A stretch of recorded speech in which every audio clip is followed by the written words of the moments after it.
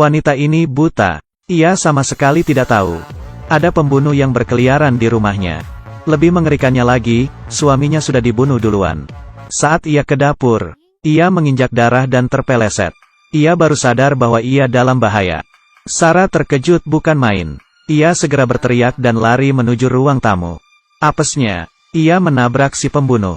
Dengan panik, Sarah mendorong si pembunuh.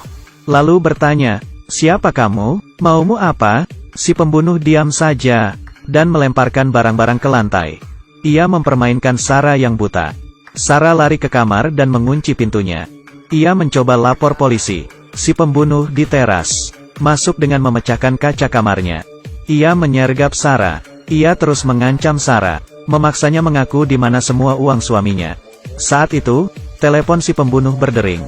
Sarah bergegas memakai baju, lalu memungut kameranya, dan menyembunyikannya. Saat si pembunuh mendekat, Sarah memperhatikan suara si pembunuh, lalu menghantamnya. Si pembunuh tersungkur di lantai. Sarah lari keluar. Si pembunuh mengejarnya. Sarah masuk ke ruang bawah tanah. Tidak ada jalan keluar lagi. Seorang satpam mendengarnya, dan berjalan mendekat. Sarah berkata ke satpam, "Jangan ke sini, cepat lapor polisi." Tapi, satpam itu tidak menggubrisnya. Ia memegang linggis dan berjalan maju. Belum sempat melihat Sarah, si pembunuh seketika keluar dan menghabisi nyawanya. Sarah tahu satpam sudah mati. Ia langsung berdiri dan kabur. Akhirnya, ia berhasil keluar. Sampailah ia di jalan raya. Ia minta tolong kepada pejalan kaki. Tapi, belum sempat dijawab. Muncul seorang pria botak, dan mengaku sebagai polisi, sambil menunjukkan lencananya. Mereka pun pergi. Ia menenangkan Sarah, dan membawanya ke kantor polisi. Saat pria botak membawa Sarah ke dalam gedung apartemennya, Sarah tahu ia adalah teman si pembunuh. Tapi, sudah terlambat. Si pembunuh dan temannya menyeret Sarah ke lift, dan membawanya masuk ke kamar. Mereka memaksa Sarah memberitahu lokasi uang suaminya. Rupanya, mereka adalah mantan rekan bisnis suaminya. Karena kejadian itu, hanya suaminya yang menuai hasil. Ini alasan mereka datang. Tapi, Sarah tidak tahu apa-apa. Lalu, si pembunuh menyergap Sarah, dan melemparnya ke lantai. Saat si pembunuh hampir menyiksa Sarah, pria botak menghentikannya. Ia melihat di seluruh ruangan. Hanya lukisan itu yang mencolok. Akhirnya mereka mendapatkan yang mereka inginkan. Tujuan telah tercapai. Sebelum pergi, si pembunuh bertanya ke si botak apa perlu membunuh Sarah. Pria botak berkata, "Dia hanya mengetahui nama palsu kita, dan hanya bisa mendengar suara saja. Tidak usah membunuhnya." Mereka bergegas pergi. Begitu mendengar pintu ditutup, Sarah langsung lari mengunci pintu. Ia pergi menemui jasad suaminya, lalu menangis terseduh-seduh. Malam pun tiba. Tiba-tiba, Sarah mencium bau si pembunuh. Ia bergegas lari keluar. Si pembunuh muncul. Ia menyudutkan Sarah ke teras, lalu menyatakan niat aslinya. Rupanya, mereka bukan datang untuk uang, tapi untuk 30 butir permata. Mereka pura-pura pergi, untuk menguji Sarah saja, dan melihat di mana Sarah menyembunyikannya. Ia pasti merahasiakannya. Pria botak habis kesabaran karena Sarah tetap merahasiakannya. Ia menekan kepala Sarah di udara untuk memaksanya bicara. Tapi, Sarah tetap tutup mulut. Si botak yang emosi melempar kucingnya, dan melampiaskan amarahnya. Hal ini membuat Sarah emosi dan menyerangnya. Si pembunuh memarahi si botak. Sudah cukup. Rupanya, si pembunuh adalah pecinta kucing. Mereka berdua cekcok. Bahkan, mereka saling menghajar. Saat ini, Sarah mendengar suara helikopter. Ia naik ke atas dengan tangga, lalu melambaikan tangan meminta bantuan. Helikopter perlahan mendekat. Namun, tiba-tiba Sarah ditodong. Ia hanya bisa pasrah sekarang. Mereka berdua pura-pura tertawa dan melambaikan tangan. Pilot helikopter mengira mereka pasangan iseng, lalu pergi, tanpa memperhatikan mereka.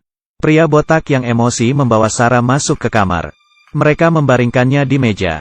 Si pembunuh menahannya. Pria botak menyumpal mulut dan hidung Sarah, lalu menyiramnya dengan air. Setiap kali Sarah kehabisan napas, si botak akan mengendurkan handuknya, lalu bertanya di mana permatanya.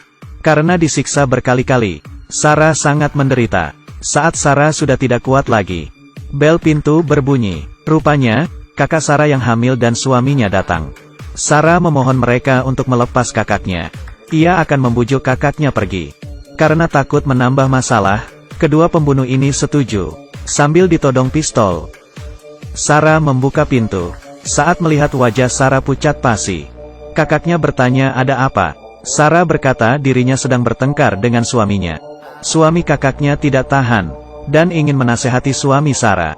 Saat si botak hampir menarik pelatuk, air ketuban kakaknya pecah. Ia harus segera ke rumah sakit. Saat Sarah melihat mereka pergi, Sarah berkata, "Aku akan menemuimu nanti." Sekembalinya ke kamar, si botak memaksa Sarah mengaku di mana permatanya, dan meminta temannya menambahkan es batu di araknya. Mendengar kata es batu, Sarah panik. Ia menggiring si botak berbincang di teras. Sarah berkata mungkin permatanya ada di teras.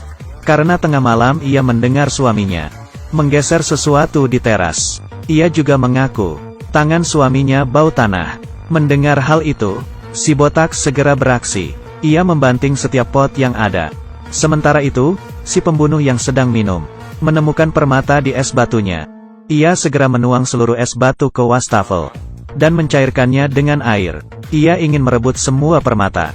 Sambil mengamati kondisi di luar, si botak tahu telah ditipu. Ia menarik Sarah dan berteriak. Kebetulan, ia melihat tingkah laku rekannya yang aneh. Setelah si pembunuh mengambil permata, menyusul ke teras seakan tidak tahu apa-apa. Rupanya, si botak lebih hebat. Akting si pembunuh yang sok santai sudah diketahui oleh si botak. Sebelum si pembunuh bertindak, si botak menembaknya. Si pembunuh terjatuh. Saat si botak mengambil permata itu, Sarah mengambil pisau dan menyerangnya, dan menusuk punggung si botak. Permata dan pistolnya jatuh. Si botak langsung menyergap Sarah. Sarah berpegang pada lampu dan jatuh. Kabel lampu lepas dan listrik korslet.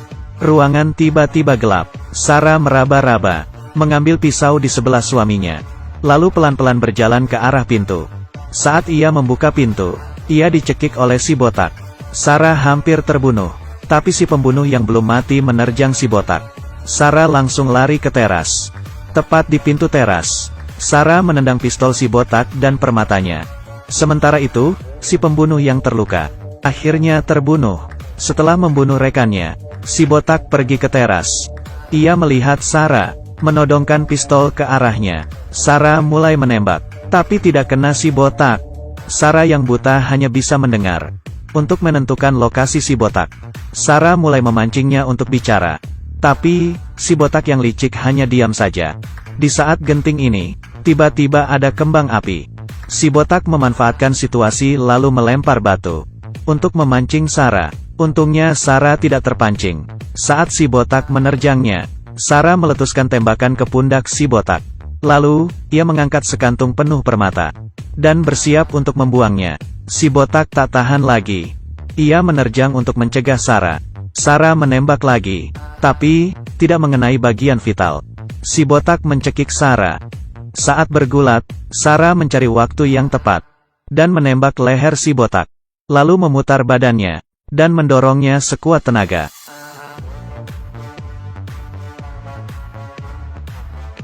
Akhirnya, Sarah berhasil selamat dari bahaya.